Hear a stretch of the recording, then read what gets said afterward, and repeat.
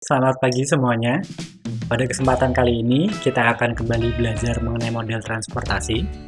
Jika pada pertemuan sebelumnya kita sudah membahas tentang model transportasi yang standar, demand dan supply-nya sama, kemudian kita selesaikan dengan metode stepping stone, maka pada pertemuan kali ini kita akan membahas mengenai penyelesaian model transportasi yang tidak standar atau tidak seimbang, di mana demand dan supply-nya tidak sama.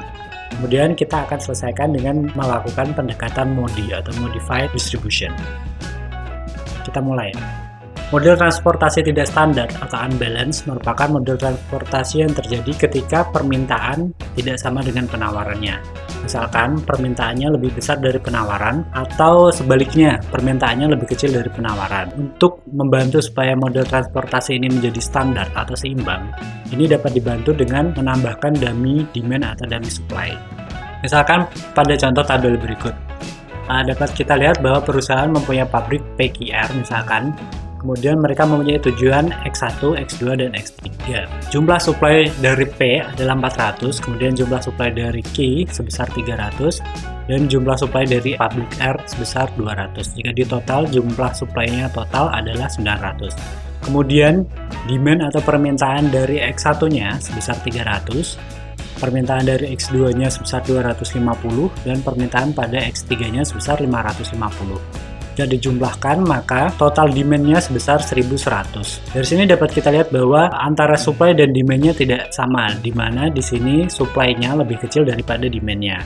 Maka seimbang dengan menambahkan dummy supply-nya. Jadi kita tambah satu variabel dummy supply supaya supply-nya menjadi sama 1100. Nah, besarannya dummy supply yang ditambahkan adalah 200 unit. Untuk penyelesaian metode transportasinya masih sama seperti kemarin. Jadi ada 3 tahap yang perlu dilakukan, yaitu satu, membentuk tabel awal metode transportasi yang seimbang. Kemudian yang kedua adalah menentukan basic feasible solution. Seperti pada pertemuan kemarin ada 3 cara, yaitu dengan cara pertama kita bisa menggunakan teknik northwest corner, kemudian bisa menggunakan teknik least cost, kemudian yang ketiga ada teknik Vogel approximation method atau VAM. Langkah selanjutnya adalah melakukan pengujian optimasi. Pengujian optimasi juga ada 2. Kemarin kita sudah belajar tentang menggunakan teknik stepping stone, kemudian pada kesempatan kali ini kita akan membahas dengan teknik MODI. Nah, langkah pertama yang harus kita lakukan adalah membentuk tabel awal metode transportasi yang seimbang. Caranya adalah tadi, karena supply-nya kurang dari demand-nya, maka kita tambahkan variabel dummy supply-nya.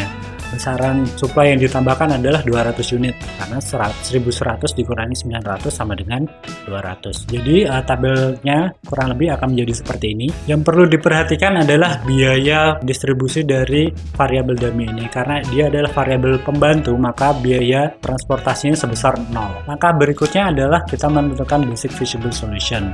Pada pertemuan kali ini kita akan menggunakan metode Vogel approximation method atau VAM. Caranya adalah dengan pertama kita mencari tabel bantuan, yaitu dengan menghitung tabel penalti di sini. Cara menghitung penalti di sini adalah dengan cara menghitung selisih antara 2 nilai terendah dari baris dan kolom. Nah, misalkan pada kolom X1, nilai terendahnya adalah 6 dan 0. Jadi selisih antara 6 dan 0 sama dengan 6. Kemudian untuk X2, selisih 2 nilai terendahnya adalah 7 dan 0. Jadi 7 dikurangi 0 sama dengan 7. Kemudian pada kolom X3, 2 nilai terendahnya adalah 4 dan 0. Selisihnya adalah 4 dikurangi 0 sama dengan 4. Kemudian pada baris C, nilai terendahnya adalah 4 dan 6. Jadi selisih antara 4 dan 6 sama dengan 2. Kemudian pada baris Q, 2 nilai terendahnya adalah 8 dan 5. Selisih antara keduanya sama dengan 3.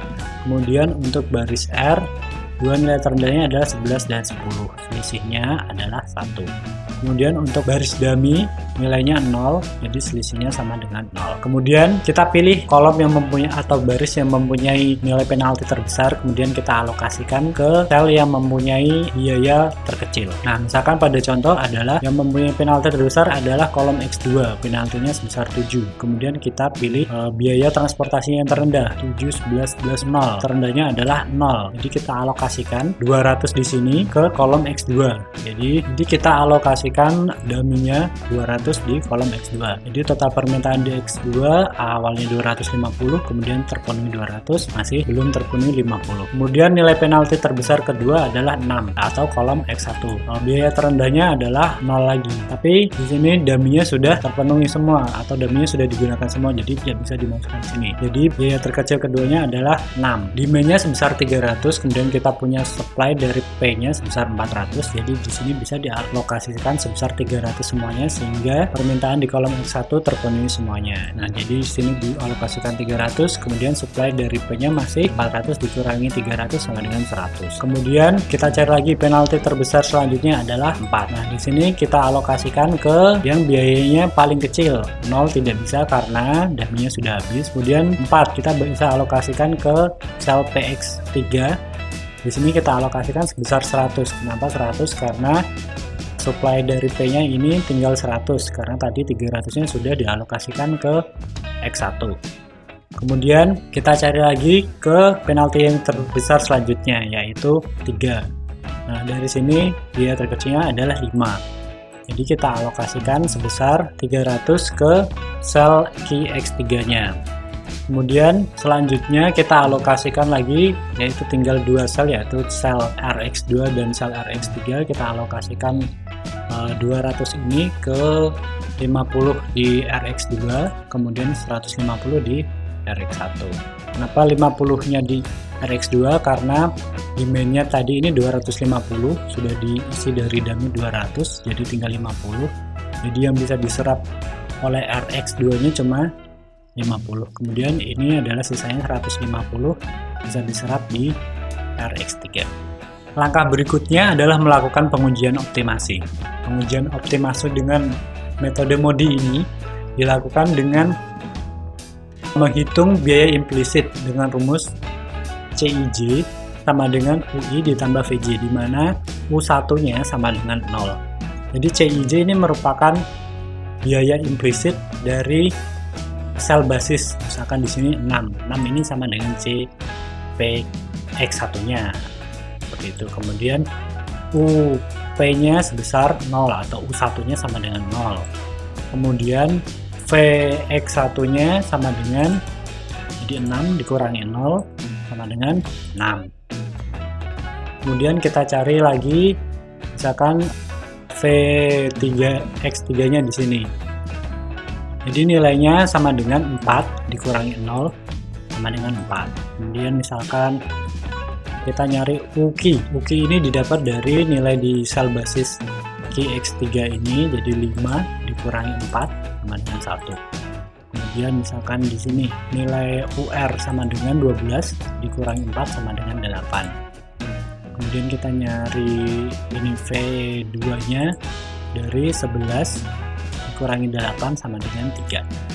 Kemudian untuk nilai udaminya dia dapat dari 0 dikurangi 3 sama dengan minus 3.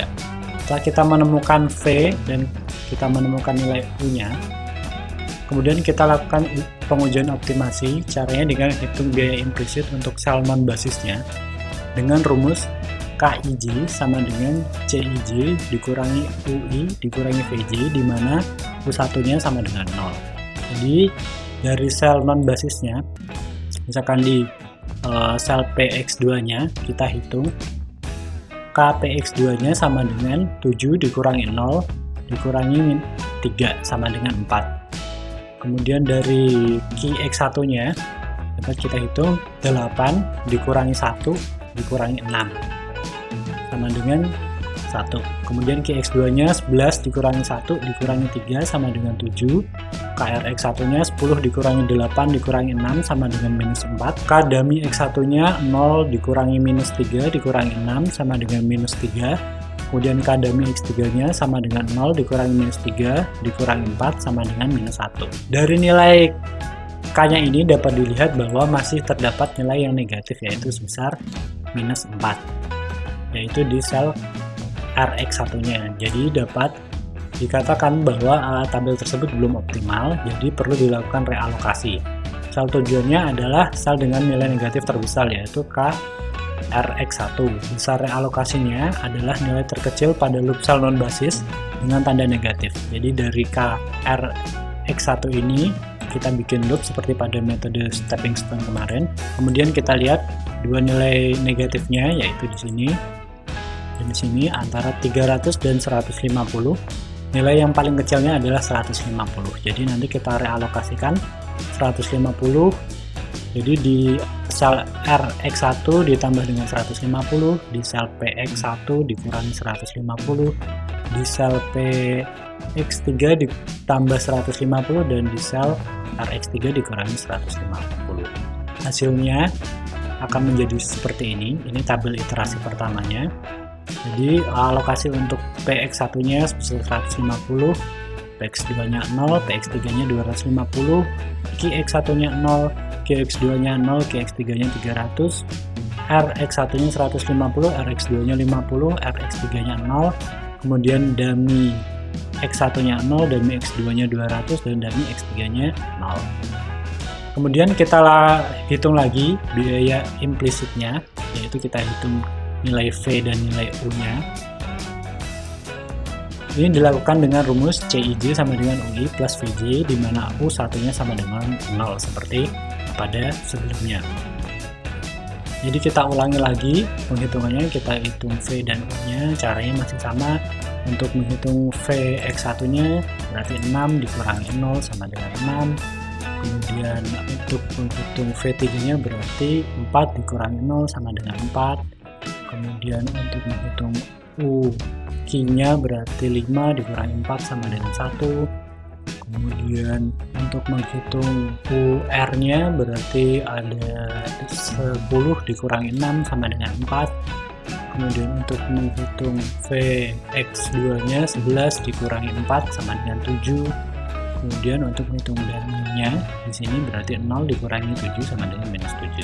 Kemudian setelah kita temukan V dan U-nya semua, kita hitung lagi biaya implisit untuk sel non basisnya dengan rumus KIJ sama dengan CIJ dikurangi UI kurangi VJ, di mana U satunya sama dengan 0. Jadi nilai biaya implisit pada sel non basisnya pada PX2 sama dengan 7 dikurangi 0 dikurangi 7 sama dengan 0.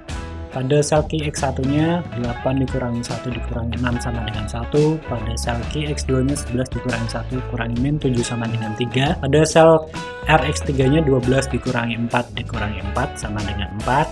Kemudian pada dummy X1 nya sama dengan 0 dikurangi minus 7 dikurangi 6 sama dengan 1. Kemudian pada dummy X3 nya sama dengan 0 dikurangi minus 7 dikurangi 4 sama dengan 3.